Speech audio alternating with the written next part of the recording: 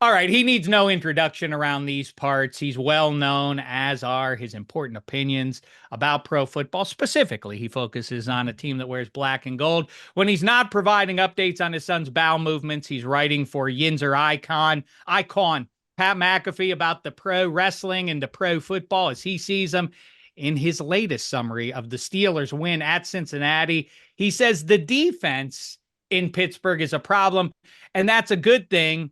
I'll ask him to explain. He's Mark Kaboly. What's happening, Pally? How are you? And please start off with an explanation about what you mean about the defense looking mediocre and why that is encouraging to you. I thought you were going to ask me explain the kids' bowel movements, but I No, guess no, no. Could I, do that, and we'll do that next question. okay. I will swerve on that and actually go to Okay. the football. Hey, I mean, you've followed the Steelers as long as anybody there, Shek, and you know how it works. Um, when the offense doesn't put up any points, it really, how can I put this?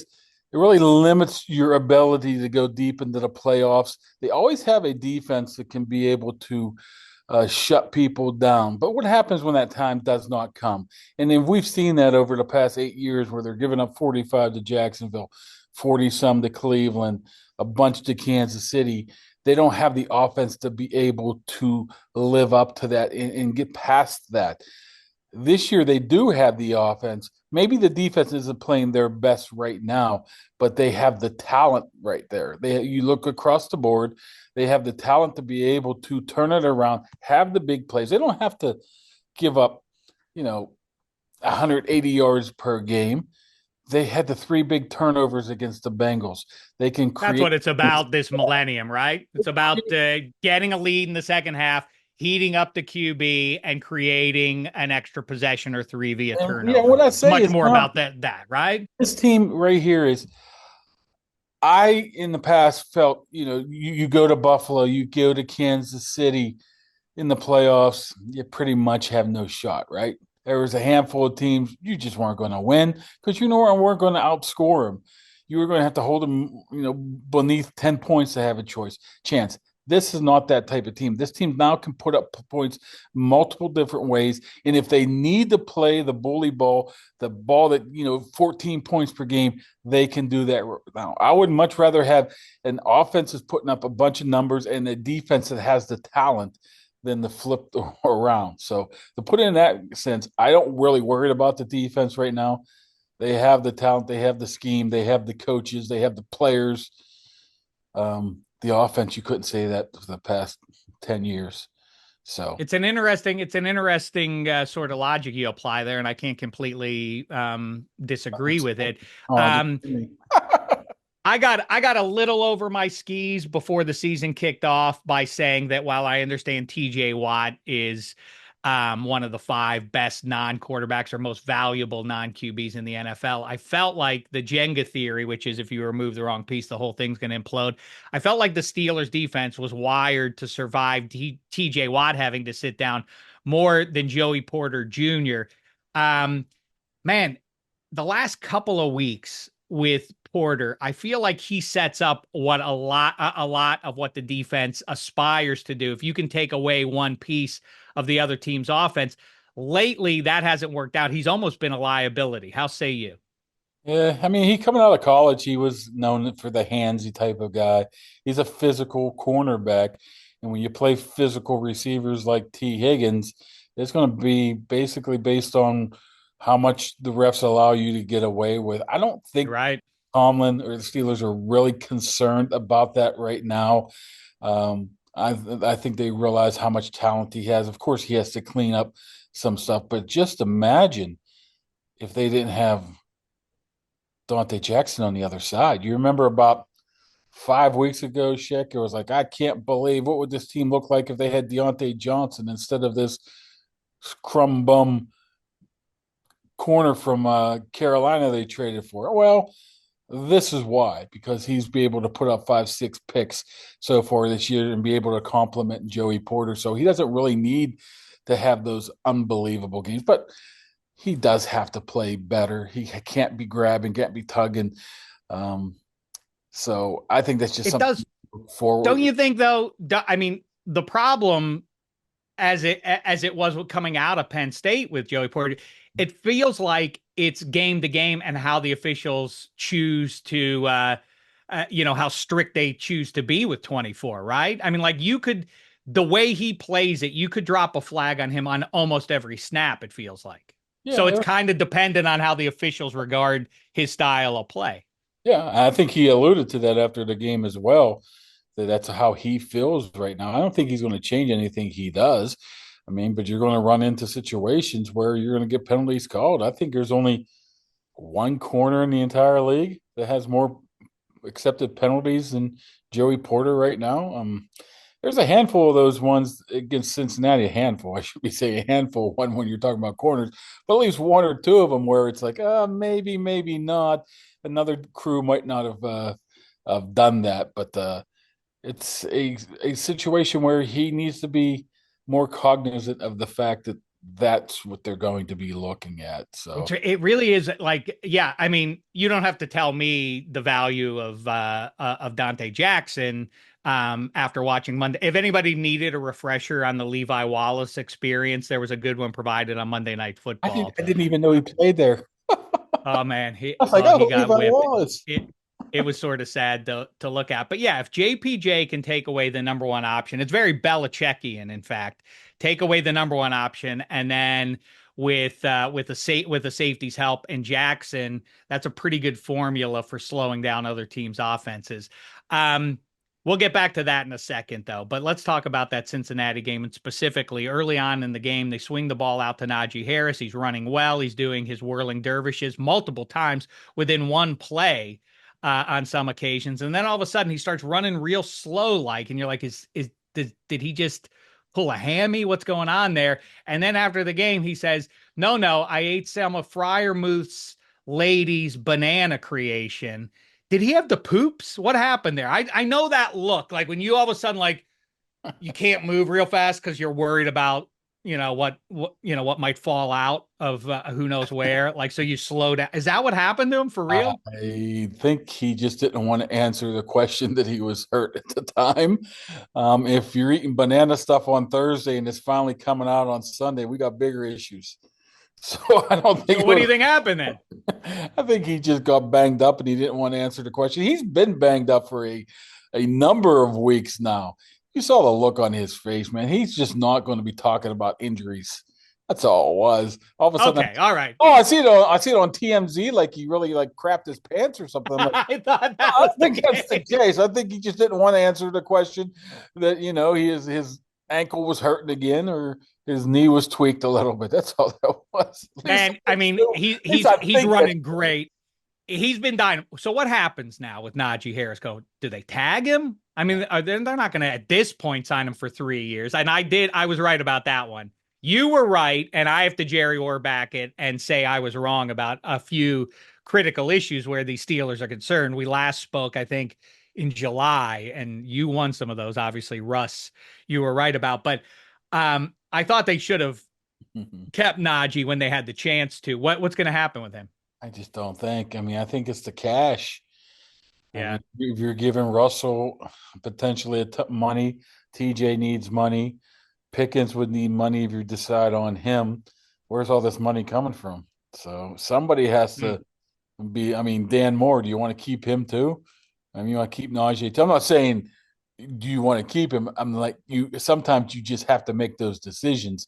And if you're looking at 8.5 million a year for Najee, got Jalen Warren sitting right behind you at 3. Yeah, listen, I like Jalen Warren, but I like Jalen Warren and Najee Harris more than I like either individual. But You let met me ask you this though: if you like Najee Harris, but you're getting rid of George Pickens because of it, then would you like it?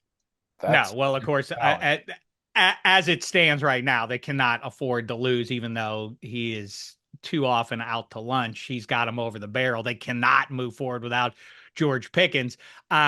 It's funny because Diontae Johnson was shown the door, and I always sort of got the vibe that he was a bad influence on George Pickens, or at least that's how the Steelers sort of regarded it in the locker room, that he wasn't a leader. He was he presented as sort of a vet at that point. They moved on from him, and it looks like they were smart to do so. He gets run out of Carolina. Now Baltimore isn't going to play him. I wouldn't be surprised if, while we're recording this, Eddie Spaghetti jumps in to tell us he's been released by John Harbaugh and company. But what about the new number 18, Mike Williams? He had that one splash play that won him the game in our nation's capital. But since then, I can't think of a single target he's gotten. What's going on there?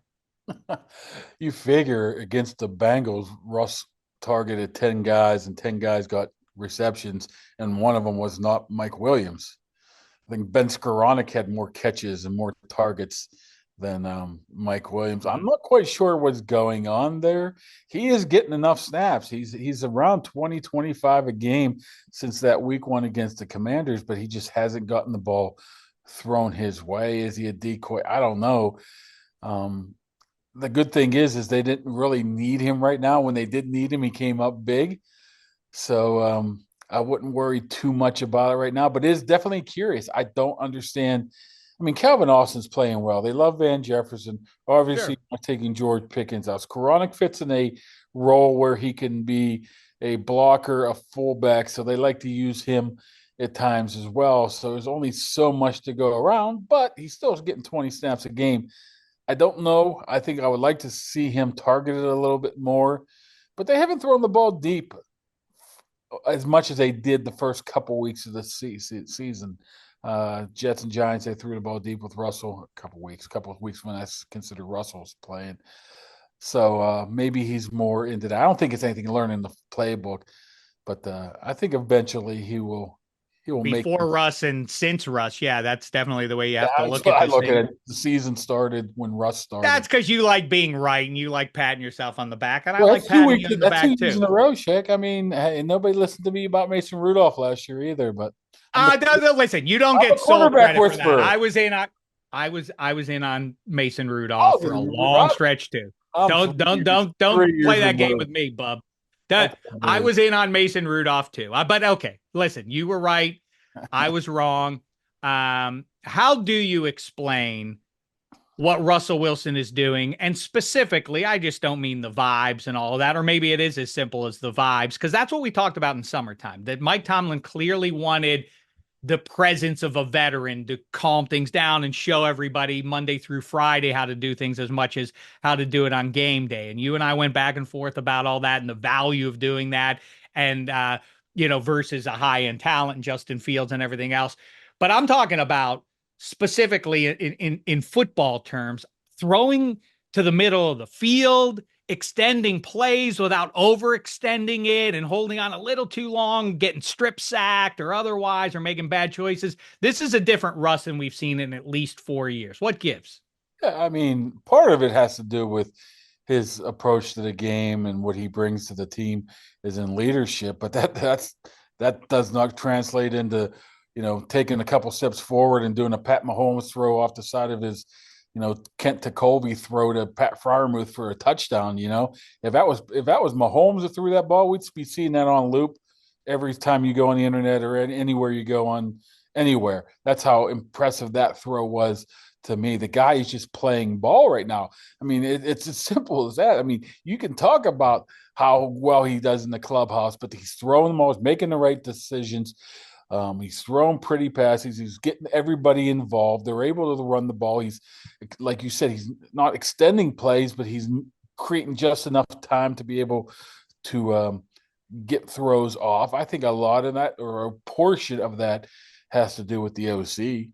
I think I Arthur. was just going to say, man, I talk all the time about the OC being more valuable than the QB at this point, which is vaguely unsatisfying to some football fans. But I think that's the answer. It is a McVay and Shanny league, but Arthur Smith is a wild card in that mix, and he saw something, because I don't think that this was a Tomlin decision alone, right? He had to have said to Arthur Smith, "What do you think about his skill set in this offense?" And Arthur Smith must have given it the thumbs up, right? I mean, partially. I think obviously it's Tomlin's choice. Sure. At that point, when they brought him in, I mean, we're talking about March. I mean, Arthur was only in the building for a month. I don't think they're going to go say, "Hey, guy who's been in the building a month, compared to I'm It's here. a very specific offense he wants to run, though. He had to have signed off on this. They couldn't just say, hey, you make Racing Rudolph work in this offense But too, I right? think he's talented enough to be able to adjust to different guys. I mean, where I saw it just jump off the page Sunday is how many times did you just see the dump across the middle to Najee Harris? Obviously, he saw something. He wanted to get those inside linebackers Mm-hmm. off of some sort of coverage, and he just kept going there. And that's the staff. That's Arthur Smith saying, "Hey, this is where we can target these guys," and that's stuff you haven't really seen in the past. I mean, you would see them. I mean, under Canada, under Fickner, they would do what they do. Here, it seems like they're doing stuff to be able to counteract what the other team is doing, and that obviously has to do with. Plus, you got a 12-year veteran, 36-year-old Hall of Fame potential quarterback here that you can get away with doing stuff like, hey, we're going to do this. I need you to do this, this, and that, and he's not going to be overwhelmed. It's been a fascinating match, man.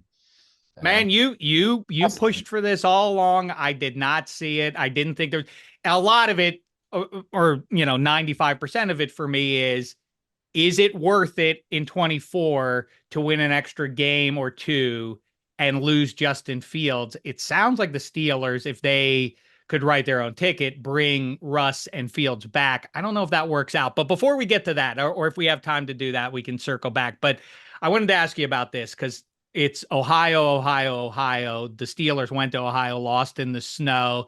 And then on Monday Night Football against the Broncos, Myles Garrett played in that game too, which surprised me because I thought that he had won the Super Bowl in that snow game against the Steelers based on the way he reacted and Cleveland reacted. As it turns out, it only got him to 3 wins, so I'm not sure what the big celebration for Myles Garrett was all about. Now, there was some S talk coming out of it about TJ Watt and JJ Watt. Does this equal TJ Watt being especially tuned up to play the Browns on Sunday? He's always tuned up to play the Browns. I know, but I mean, is there going to be some extra here? He's not going to not outwardly. He's just not going to say anything. TJ doesn't approach it that way. But look at the history of TJ Watt against the Browns. I think it was 17 sacks in 12 games prior to 2 weeks ago. So he's always had tremendous games against him. It's different now. I mean, the Browns are coming off a short week on the road, 3-9 now. 3-9, I believe. It's already a different team than it was 2 weeks ago here. So if there's a game that TJ is going to have his breakout game, and that's crazy to think, a guy that he have 7.5 sacks, have a breakout game week 13 or 14. This would be the one, but he's not going to say anything. He's low key. He's not going to start crap. And I saw some Cincinnati people talking about saying, no, TJ was talking all this crap. No, TJ doesn't. No, he doesn't. At least not publicly. He's not going to talk any garbage. So I'm sure it's a motivating factor, but you'll never know. You'll never see. Yeah. Well, I mean, here's a motivating factor. He has won Defensive Player of the Year before, and right now he's not even in the lead in his own locker room. A lot of buzz for Cam Hayward being Defensive Player of the Year. I don't know if that's going to happen, but here's a question for you. Get in your DeLorean and let's get 12 years ahead here. Look at this 2024 Pittsburgh Steelers roster. How many Hall of Famers are on it right now? This roster right now? Yeah. TJ Watt is going to the Hall of Fame. Cam Hayward is going to the Hall of Fame. I think nationally people have come around on that and understand 97 winds up with a gold jacket. Yeah, I've been on the Cam Hayward bandwagon for a couple of years now, and people are saying he's right on that cusp. But this is a year that might be able to push him over. I agree. But I mean, we're talking. I mean, plus he got a couple more years left on his contract. If he fades away after last year, maybe the narrative changes a little bit. But this late stage performance this season probably makes it a certainty. 35, 36, 37-year-old defensive lineman, unless you're Calais Campbell, and he's a guy that's probably plays 15 to 20 snaps a game. So okay, Watt, Hayward. Watt, Hayward. On this roster, I have a good one for you. I have a good one for you. Currently, Chris Boswell. No, Boswell ain't gonna make no. As Ed Bouchette would say, he's a kicker. I get it. But Gary Anderson is never going to go because he missed the biggest kick of his life. If Chris Boswell were to make a major kick in overtime in the playoffs, actually, he actually did win an overtime playoff game for the Steelers Do you against even the think Cincinnati Bengals. Vinatieri makes it this year? I Is think he he a does. slam dunk? Is he a slam dunk? Pretty close. I mean, as close as a kicker. Is Russ going to go to the Hall of Fame? If they win a playoff game, they make a little bit. If they go to the Super Bowl, he then is a lock, right? No, he's a two-time Super Bowl participant. One time should have been two-time winner, but one winner. Yep. I mean, that second one's huge. Once again, he's right on the cusp. I would say probably not first ballot, but he would probably go in there. Everybody else is so young; it's hard to determine that. Well, that's why it's a fun question, Kaboly. It's a fun to do that. I Now, don't say like Peyton Wilson. What am I going to? yeah, you could do that. You could give me one offensive lineman who's the Minka? best base. Minka is an interesting case here. He's Oh, not. you know what? I'll say Zach Frazier because he's a rookie. Okay. He's had a good rookie season. So in the year 2039, he'll be in. I do. Cordarrelle is an interesting one too. He probably hasn't done enough, but he might be the greatest special teams player of all time, or at least returner. And yet he lets the ball bounce at the 2 yard line the other day. Yeah, yeah. Bring it on. Ball go. Okay, so I say if Russ gets to a Super Bowl, is the ceiling for this team a Super Bowl appearance in New Orleans? Can they get that far? Absolutely, I think. Absolutely. Absolutely, they can. 3 games.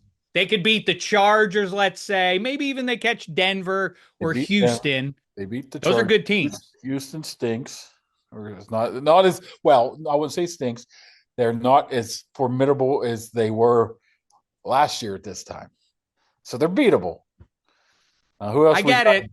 At Buffalo. I would worry about going to Baltimore week 1 is what I would worry Think about that. Think about that. Week 1. Baltimore in Pittsburgh. That round 3 could absolutely happen. The gauntlet that awaits, and people have been aware of this for 8 months now, or however long it was since they released the schedule. But I've ignored it. You and I park our cars in the same garage on this. Like, what are you doing looking at the schedule in April and obsessing? Oh, this is going to be a tough stretch.